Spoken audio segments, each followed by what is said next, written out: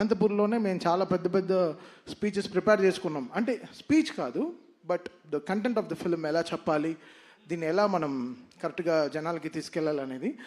So Daaku sub ఒక కొత్త world, ఒక వీళ్ళు క్రియేట్ చేసుకున్న ఒక వరల్డ్. అది బాలయ్య గారు అసలు ఆయన సైజు, అది సినిమా తీసుకుంది అసలు మామూలుగా లేదు.